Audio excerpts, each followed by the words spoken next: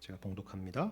나를 능하게 하신 그리스도 예수 우리 주께 내가 감사함은 나를 충성되이 여겨 내게 직분을 맡기심이니 내가 전에는 비방자요 박해자요 폭행자였으나 도리어 긍휼을 입은 것은 내가 믿지 아니할 때에 알지 못하고 행하였음이라. 우리 주의 은혜가 그리스도 예수 안에 있는 믿음과 사랑과 함께 넘치도록 풍성하였도다. mit보다 모든 사람이 받을 만한 이 말이요 그리스도 예수께서 죄인을 구원하시려고 세상에 임하셨다 하였도다. 죄인 중에 내가 괴순이라. 그러나 내가 긍휼을 입은 까닭은 예수 그리스도께서 내게 먼저 일체 오래 참으심을 보이사 후에 주를 믿어 영생 얻는 자들에게 본이 되게 하려 하심이라. 영원하신 왕 곧 썩지 아니하고 보이지 아니하고 홀로 하나이신 하나님께 존귀와 영광이 영원 무궁하도록 있을지어다. 아멘. 오늘은 잠시 아브라함 시리즈 대신에 오늘 함께 읽은 디모데전서 말씀을 나누려고 합니다. 그 이유는 여러분이 잘 아시리라 생각을 합니다. 오늘 직분자 선출을 위한 임시 공동회의가 진행 중에 있기 때문에 그렇습니다. 때로는 교회에서 이렇게 진행되는 일과는 상관없이 설교하는 것이 분명히 유익할 때가 있습니다.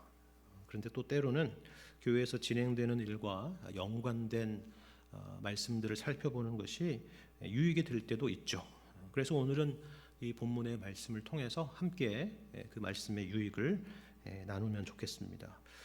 교회 오래 다니시는 분들은요, 오늘 함께 읽은 이 본문의 말씀이 주로 임직식 때마다 많이 설교되는 본문이다라는 것을 잘 아실 것입니다. 임직자들에게 주는 아주 중요한 교훈이 담겨 있기 때문이죠.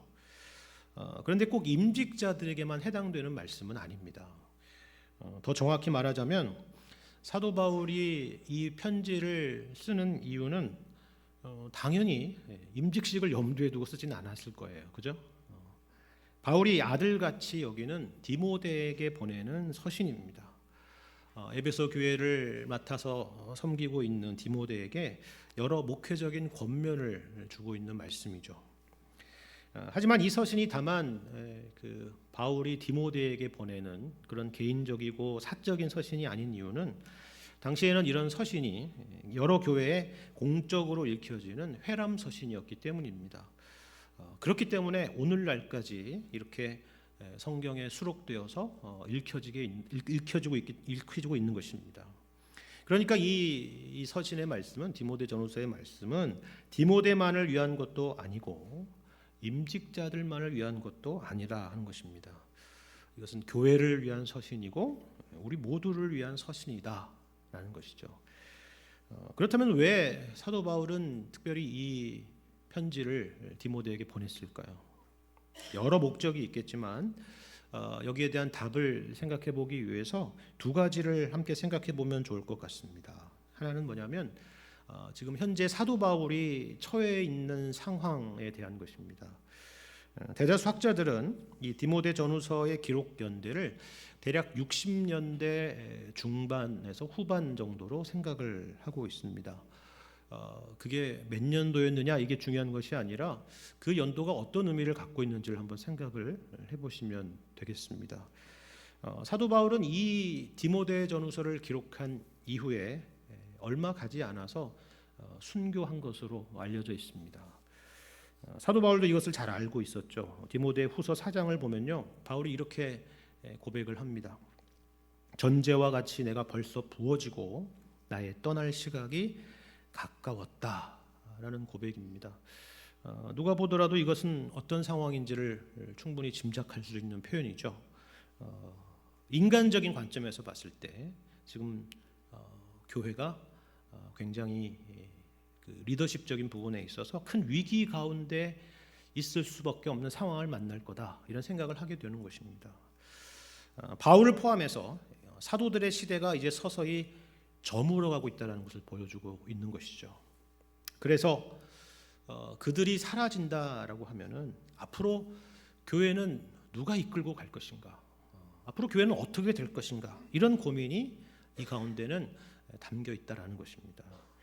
물론 당연히 우리가 무슨 바울이든 베드로든 그 누구든 간에 사람을 의지할 일은 아니지만 그렇다고 해서 이런 상황을 쉽게 볼 일도 아닌 것입니다. 우리 열왕기하 말씀에서 엘리야가 불병거를 타고 하늘에 올라가는 그런 장면이 있을 때에 그의 제자였던 엘리사가 그 가운데서 절규하고 탄식했던 장면이 있지 않습니까? 우리는 당시에 그 엘리사가 가졌던 마음이 오늘 본문의 수신자인 디모데가 가졌을 마음이고 당시에 여러 교회들이 가졌을 마음이라는 것을 아셔야 된다라는 것입니다. 이런 상황적인 배경을 우리가 염두에 두고 본문을 봐야 된다라는 것이죠. 또 다른 하나는요, 이런 상황 가운데서 교회가 당면한 현실에 대한 것인데 그 현실이 녹록치 않았다는 겁니다. 안팎으로 위기들을 만나고 있었습니다. 교회 내적으로는 거짓된 가르침이 들어왔고 율법주의가 성도들의 마음을 뒤흔들고 있었고요. 교회 외적으로는 세속의 물결과 더불어서 핍박의 물결이 언제든 이 교회를 삼킬 듯이 달려들고 있었던 것이 당시의 상황이었습니다. 그러고 보면 이것이 당시에만 있었던 일이라고 할 수는 없겠죠. 다양한 형태로 나타나지만 2000년이 지난 지금까지도 교회를 위협하고 있는 그런 현실들입니다. 이 모든 상황을 그 누구보다도 예의주시하고 있었던 사람이 바로 오늘 본문의 말씀을 기록한 사도 바울입니다. 그래서 현재 교회가 당면한 어려움이 무엇인지, 그리고 앞으로 이 교회가 당면한 이 문제를 어떻게 헤쳐나가야 되는지를 권면하고 있는 것이죠.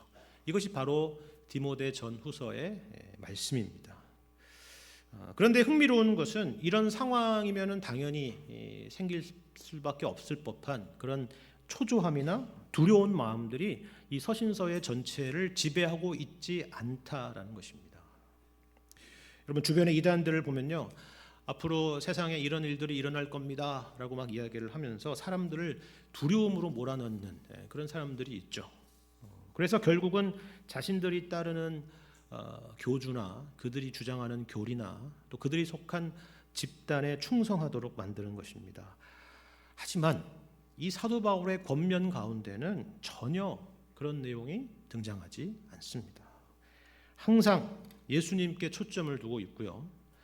오늘 본문의 17절에서는 보는 것처럼 하나님에 대한 영광의 찬송이 이어지고 있는 것을 보는 것입니다. 하나님이 어떤 분이시라는 것입니까? 영원하신 왕입니다. 그렇죠? 어제나 오늘이나 영원토록 동일하신 영원하신 왕이십니다. 세상이 어떻게 되든 교회가 어떤 상황에 처해 있든 우리 주님은 영원하신 왕이시다라는 그런 고백이죠. 그러니까 걱정하지 마라, 두려워하지 마라. 교회는 망하지 않는다. 교회는 무너지지 않는다.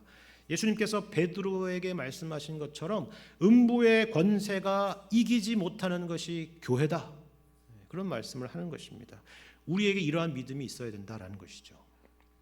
자, 그렇다면 이런 믿음의 근거는 과연 무엇일까요? 예수님도 보이지 않고 오신다는 예수님은 오시지도 않고 베드로나 바울도 없고 사도들도 하나씩 둘씩 사라져가는 이 시대 가운데서 하나님께서 여전히 교회 가운데 일하고 계시고 함께하고 계신다는 것을 어떻게 확신할 수 있을까요? 하나님은 과연 우리 가운데 함께하고 계시고 일하시고 계십니까?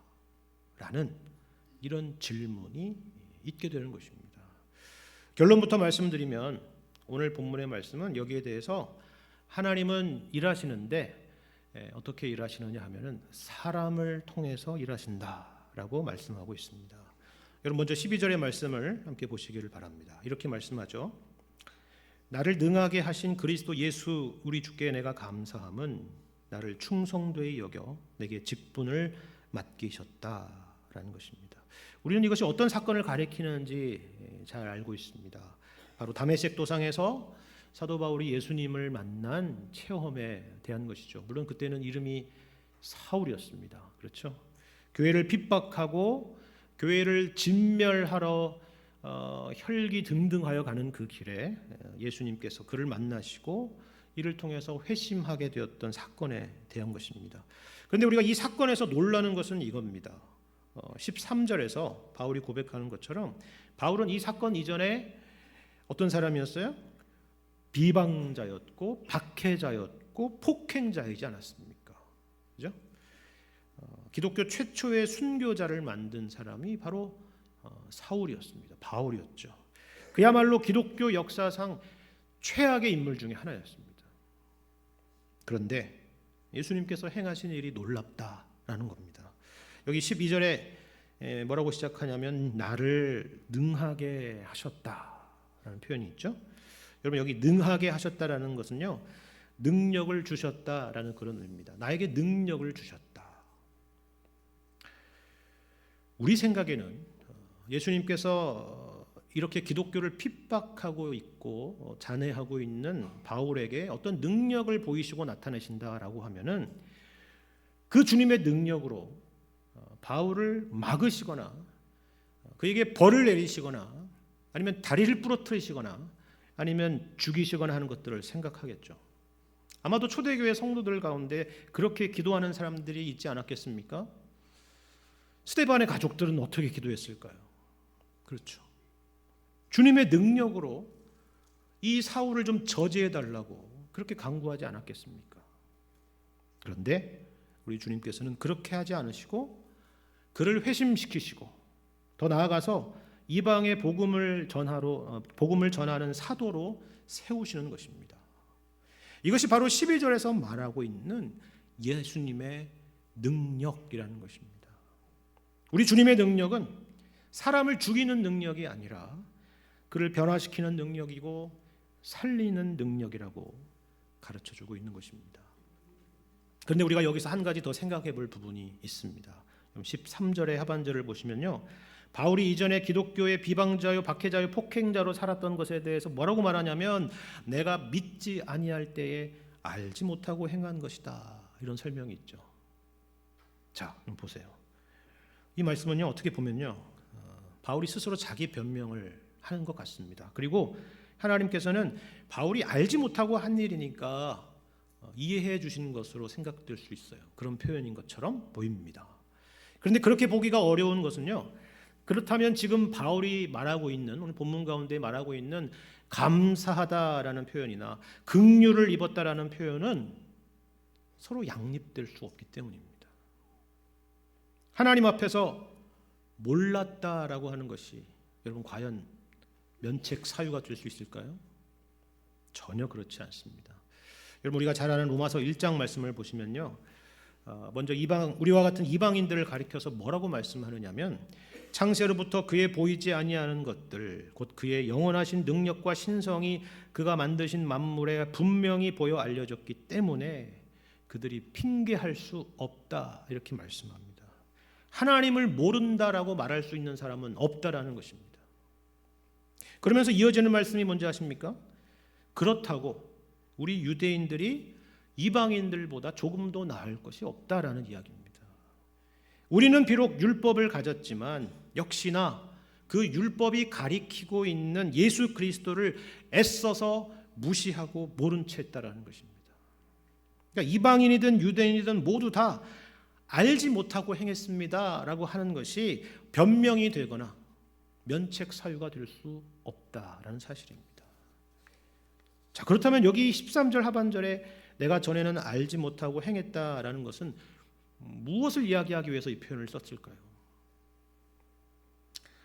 교회를 어렵게 하는 사람들은 교회 밖에만 있는 것은 아니다라는 것입니다. 여기 디모데전서를 포함해서 우리가 여러 서신서들을 보면요, 당시의 교회가 특별히 율법주의자들 때문에 굉장히 큰 어려움을 겪었다라는 것을 알 수가 있습니다. 그럼 생각을 해보십시오. 사도 바울부터가 그렇게 교회를 비방하고 핍박하고 폭행하는 것이 무슨 사도 바울의 폭력성 때문에 그렇게 한 걸까요? 그렇지 않습니다. 사도 바울은 100% 그것이 곧 하나님을 위한 일이라고 생각을 했습니다. 그것이 하나님을 위한 열심인 줄을 알았죠. 아마도 당시에 교회 안에 있었던 율법주의자들도 똑같았을 것입니다. 그와 같은 생각을 가졌을 거예요. 자기가 교회를 어렵게 하고 있다는 생각은 전혀 하지 않고 도리어 교회를 바르게 지켜야 된다라는 그런 마음과 생각에서 그렇게 했을 것이다라는 겁니다. 하지만 그와 같은 모습은 하나님께서 그들에게 율법을 주셨던 목적을 전혀 모르고 하는 것이었죠. 여러분 가지신 성경 본문 5절을 여러분 보시면요, 이렇게 말하고 있지 않습니까? 이 교훈의 목적은 청결한 마음과 선한 양심과 거짓이 없는 믿음에서 나오는 사랑이라 이렇게 말씀을 합니다. 이게 목적이었다는 거예요. 이것이 율법의 목적이었다는 것입니다. 그런데 어떻게 했다는 거예요? 이어지는 6절 말씀을 보니까 사람들이 이에서 벗어나 헛된 말에 빠져 율법의 선생이 되려 했다라는 것입니다. 오늘날도 교회에 보면은 그런 사람들이 종종 있지 않습니까? 뭔가 성경을 이야기하고 그리고 올바른 이야기들을 하고 행동을 하는데 그 말씀으로 각자 자기 자신을 돌아보기보다는 그리고 사랑의 열매를 맺기보다는 누군가를 비판하고 정죄하기에 바쁜 그런 사람들이 있는 것입니다. 더군다나 그와 같은 일이 곧 교회를 지키는 일이고 하나님을 위한 일이다라고 생각을 하는 것이죠. 사도 바울 자신도 본래 그런 사람이었다는 것입니다. 그래서 내가 믿지 아니할 때에 알지 못하고 행했다라는 말이 그와 같은 의미를 담고 있다는 것입니다. 하지만 14절에서 보는 것처럼 주님이 은혜를 베풀어 주셔서 이제는 믿음과 사랑이 풍성하게 되었다라고 고백을 하는 것입니다. 놀라운 변화인 것이죠.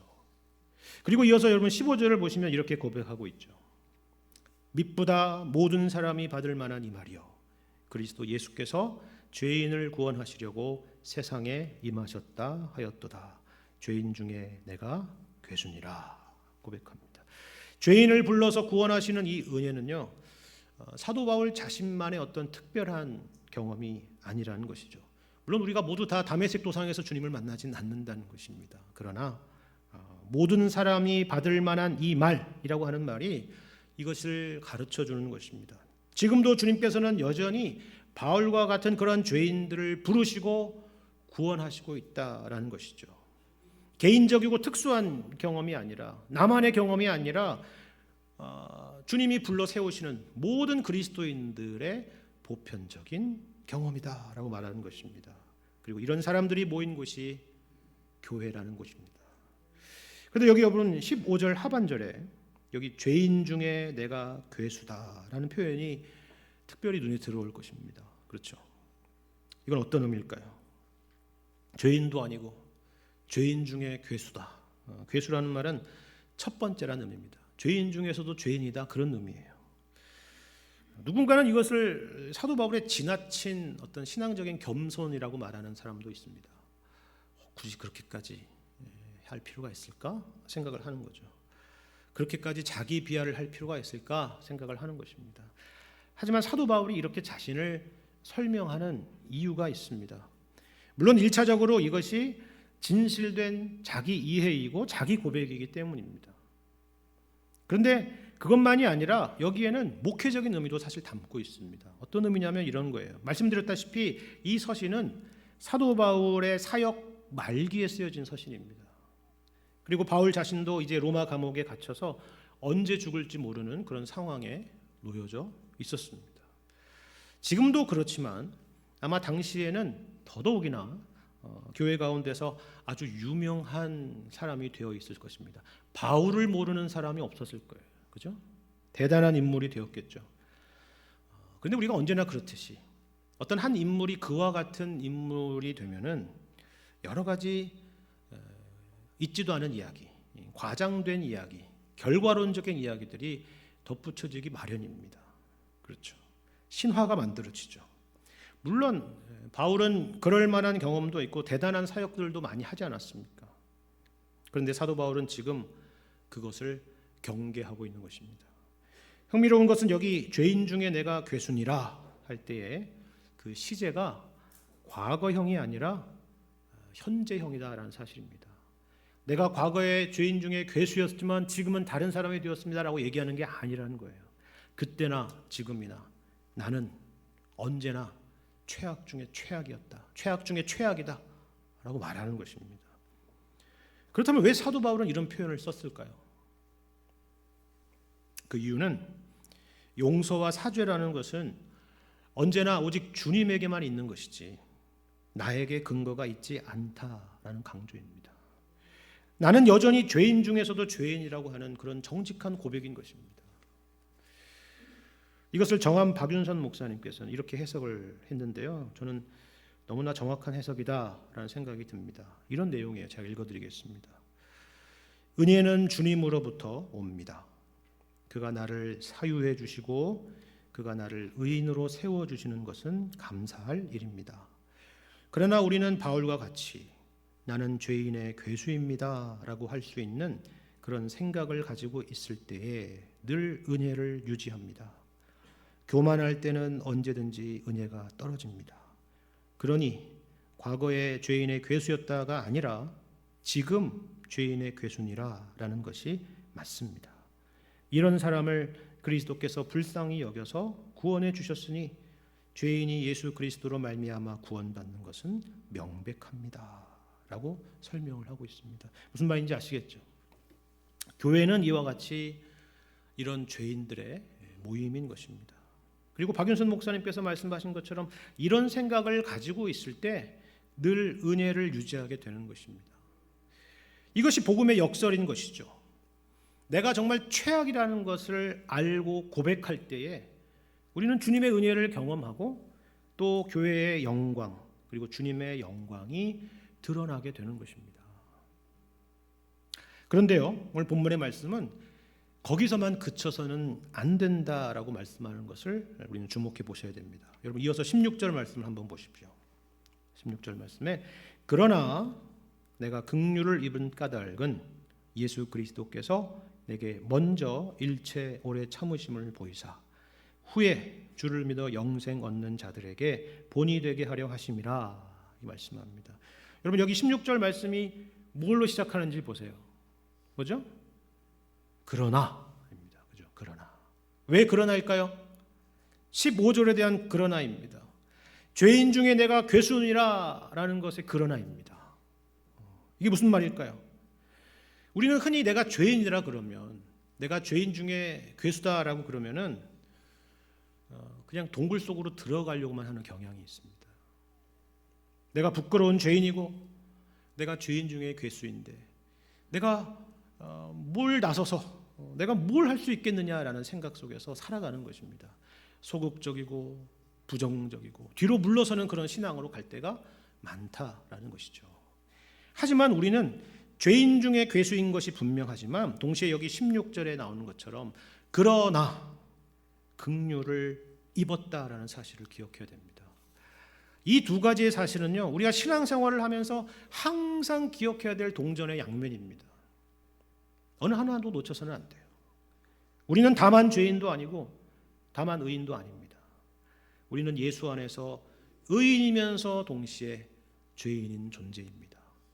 하나님께서 예수 그리스도를 통해서 십자가의 구속으로 인해서 우리를 의롭다 칭하셔서 우리가 의인의 신분을 얻었지만 동시에 여전히 우리 가운데 죄성이 있습니다. 그것을 우리가 기억하는 것입니다. 그런데 이처럼 우리가 누구인가 하는 것을 이해하는 것을 넘어서 여기에는 하나님이 우리에게 목적하신 바가 있다라고 16절에서 말씀하고 있습니다. 그게 뭐예요? 여러분 여기에 먼저라고 하는 것과 후에라는 단어를 한번 주목해 보시길 바랍니다. 교회는요 항상 먼저 믿는 사람과 후에 믿는 사람이 있어요. 그죠? 그리고 후에가 먼저가 되고 그리고 또 다른 그 이후에 믿을 자들이 이어지는 것이죠. 이것이 바로 예수님께서 교회를 세우셔서 오늘날까지 그 교회를 인도해 가시는 방식입니다. 사람을 통해서 인도하는 방식이죠. 근데 뭐가 전달돼요? 우리가 전달되는 것이 아니라 우리의 잘난 어떤 것이 전달되는 것이 아니라 죄인된 우리를 긍휼히 여겨주시고 오래 참으신 것이 우리를 통해서 전달된다라는 사실입니다. 바로 그 일의 본을 삼기 위해서 우리를 세우신다라는 그 말씀을 하는 것이에요. 쉽게 말해서 사도 바울을 보면서 아니 저런 바울 같은 사람에게도 주님이 저렇게 엄청난 긍휼을 베풀어 주셨는데 나 같은 사람도 구원해 주시지 못할 일이 과연 어디에 있겠는가라고 하는 그와 같은 마음을 갖도록 우리들을 먼저 부르셨다는 사실입니다. 우리가 잘나서가 아니라는 거예요. 그러니까 교회에서 직분이라고 하는 것은 자격이 있는 사람에게 하나님께서 주시는 것이 아니라 오히려 자격 없는 자들을 부르시는 하나님의 은혜와 긍휼을 보일 사람에게 주어지는 것이다 라는 것을 말씀하는 것입니다. 여러분 12절을 다시 보세요. 그걸 말하고 있지 않습니까? 충성된 사람이기 때문에, 믿을 만한 사람이기 때문에 나에게 직분을 맡기신 것이 아니라 어떻게 해요? 나를 충성되이 여기셔서 직분을 맡기셨다라는 것입니다. 이것이 바로 세상의 원리와 다른 것이죠. 여러분 세상의 이력서들을 생각해 보십시오.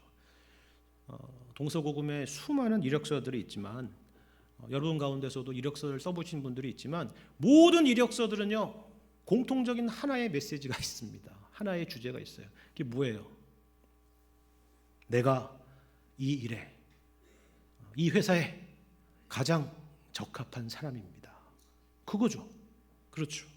모든 이력서가 그걸 말하고 있습니다. 하지만 예수님은 오히려 그 반대라는 것입니다. 우리는 아무런 자격이 없지만 우리를 부르시는 하나님의 은혜가 근거가 되고 그 은혜를 보일 자로 사람들을 세우신다라는 것입니다.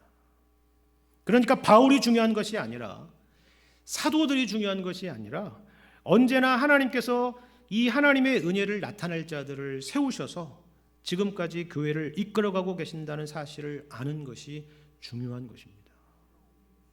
우리가 바로 그와 같은 사람들이 아닙니까? 교회가 그와 같은 곳이죠. 여기까지 이해하지 못하시는 분이 없을 겁니다. 왜냐하면 다 우리 자신들에 대한 이야기이기 때문입니다. 모두 다 공감하실 것입니다. 그런데요, 여러분 똑같은 디모데전서 3장으로 가셔서 한번 보시기를 바랍니다. 여러분 이 3장에 보시면 여기 소제목이 하나 있잖아요. 감독과 집사의 자격이다 이렇게 되어 있습니다. 그리고 그 내용들을 여러분 보시면 굉장히 구체적인 내용입니다. 오늘은 특별히 안수 집사와 권사에 대한 선거의 날이니까 특별히 8절 이하의 말씀을 한번 보시길 바랍니다. 3장 8절입니다.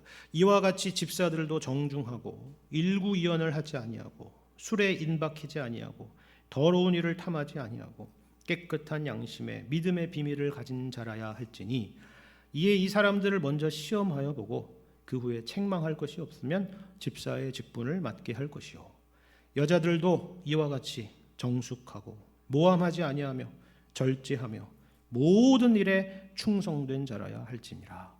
집사들은 한 아내의 남편이 되어 자녀와 자기 집을 잘 다스리는 자일지니 집사의 직분을 잘한 자들은 아름다운 지위와 그리스도 예수 안에 있는 믿음의 큰 담력을 얻느니라. 말씀. 여러분 어떻습니까? 분명히 앞에서는 직분의 자격이라고 하는 것은 다른 것이 아니라 오히려 하나님의 은혜를 드러낼 사람이면 된다라고 했는데 여기 3장을 보니까 이런 조건도 있고 저런 조건도 있잖아요. 그럼 어떤 게 맞는 걸까요? 1장이 맞습니까? 3장이 맞습니까? 이런 조건을 제대로 갖춘 사람들을 세워야 된다는 것입니까? 아니면 앞서서 본 것처럼 단지 하나님의 은혜를 드러낼 사람이면 된다는 걸까요? 사실 오늘 공동회에 참여하시는 여러분들도 이 두 마음이 다 있으시리라 생각이 됩니다. 어떤 분들은 여기 3장에 초점을 두는 사람이 있겠죠. 여러 가지를 철저히 살펴서 그만한 자격이 되는 사람들을 뽑아야 된다라고 생각하는 분이 계실 겁니다. 또 반대로 어떤 분들은 오늘 본문 1장에 초점을 두시는 분도 계실 거예요. 어차피 다 죄인이 아니냐, 어차피 다 부족한 사람들이 아니냐, 그러면 예수님을 제대로 믿는 사람이면 충분한 것 아니냐, 그런 마음을 가지시고 계신 분도 계실 것입니다. 그래서 이 두 가지 마음이 있다 보니까 어떻습니까? 완벽한 사람을 뽑으려니까 뽑을 사람이 없죠. 그렇죠? 반대로 그렇다고 아무나 뽑을 수도 없다라고 생각을 하실 것입니다. 이게 참 어려운 부분입니다. 언제나 교회에서 직분자 선출이 있으면 늘 어려운 것이 바로 이것입니다. 그런데 우리가 여기 이 3장 말씀에서 오해하지 말아야 될 것은 이것입니다. 여기 열거된 설명들은 모두 이처럼 완벽해야 된다라고 말씀하고 있는 것이 아니라는 것입니다. 여러분 진짜 그런 조건이라면요, 저 자신을 포함해서 그 누구라도 자격이 되는 사람은 없을 겁니다. 직분을 맡을 사람은 지구상에 아무도 없을 거예요. 그렇죠? 여러분 여기 열거되어 있는 내용들은 완벽함의 증거가 아니라 진행형의 증거들입니다. 주님의 은혜의 역사가 있다라는 증거들인 것이죠. 우리를 죄에서 구원하신 은혜가 우리 삶 가운데 나타나고 있다는 눈에 보이는 몇 가지 증거들이다라는 것입니다. 진행형의 증거들입니다. 여러분 당회에서 후보자들의 신앙을 확인하고 또 그동안 교회를 어떤 모습으로 섬겼는지를 확인하는 이유가 바로 여기에 있는 것입니다. 다시 말씀드리지만 완벽한 사람들을 투표하는 것이 아닙니다. 그리고 이번에 선출되었다라고 해서 내가 그만한 자격이 된다라고 착각해서도 안 됩니다. 우리는 언제나 누구라고요? 죄인 중에 괴수입니다. 이 사실을 잊지 않으시기를 바랍니다. 하나님께서 이런 직분자 선출을 통해서 사람을 세우시는 이유는 교회가 앞으로 계속 나아가게 하기 위함입니다. 말씀드렸죠? 바울도 사라졌고요. 이 편지를 수신하는 디모데도 사라졌고요. 이 편지를 함께 공유하고 있는 에베소 교회도 역사적으로 사라졌습니다. 송파제일교회 53년의 역사 가운데 수많은 믿음의 선배들 가운데에도 지금 우리 곁에 없는 분들이 계시지 않습니까? 하지만 걱정할 필요가 없습니다. 하나님은 우리와 같은 죄인들을 구원하시고 세우셔서 하나님의 은혜를 오고 오는 세대에 변함없이 증거할 것이기 때문입니다. 우리로 하여금 이후에 주를 믿어 영생 얻는 자들에게 본이 되게 하실 것이기 때문인 것입니다. 교회에 완벽한 사람이 필요한 것이 아닙니다. 완벽한 사람들은 사고를 치게 되어 있습니다. 항상 우리 주님의 은혜와 자비를 나타낼 보이실 분이면 되는 것입니다. 또 앞으로도 언제나 그렇게 살아가면 되는 것입니다. 이 일을 위해서 하나님이 직분자들만이 아니라 우리 모두를 세우시는 것을 기억하시기를 바랍니다. 하나님께서 우리를 어느 자리에 세우시든 이 부르심에 순종하실 수 있는 여러분과 제가 되기를 바랍니다. 여러분과 저를 통해서 오직 우리 주님의 긍휼과 은혜만이 드러날 수 있기를 우리 주님의 이름으로 간절히 축원합니다.